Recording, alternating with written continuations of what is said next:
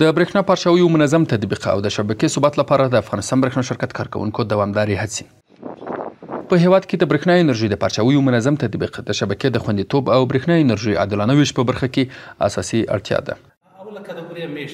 د برېښنا انرژي پر پلاني پارچاویو دوامدار نظارت کیږي او د پارچاویو د پلي کېدو پلان سره سم اړونده ساحو کې برېښنا په مشخصو وختونو کې وصل او پرچاو کیږي.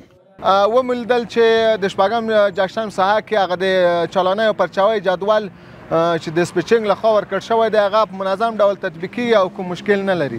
له پلاني پارچاویو سره مل پر یو وخت د ګڼو برېښنايي وسایلو فعالول پر شبکه بار زیاتوي او د برېښنا انرژي غیر پلاني پارچاویو ته لاره هواروي. د شپږم جکشن مسؤلین د هغې تخنیکي ستونزې د حل لپاره پر لاره دي چې د شبکې د اضافه بارۍ یا هم پر یو وخت د ګڼو برېښنايي توکو له کارونې سره تړاو لري.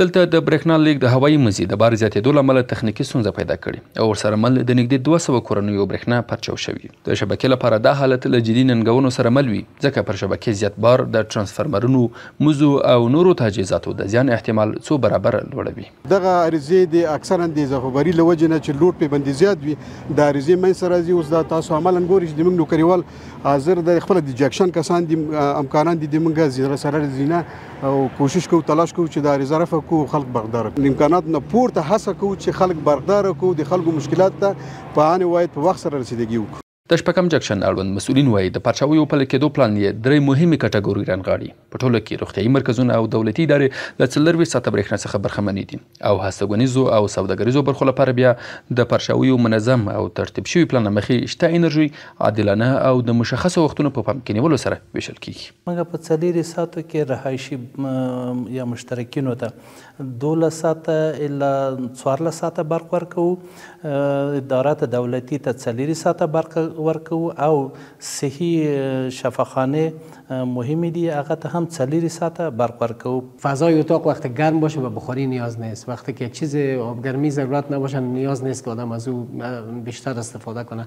باز خصوصا در این وقت سال خب بر کل ما شما معلوم است که مصرف شبکه بسیار بلند است، هوا سرد است، دیگه جلوگیری باید شود از چیزهایی که مصرف ناق از برق جلوگیری شود.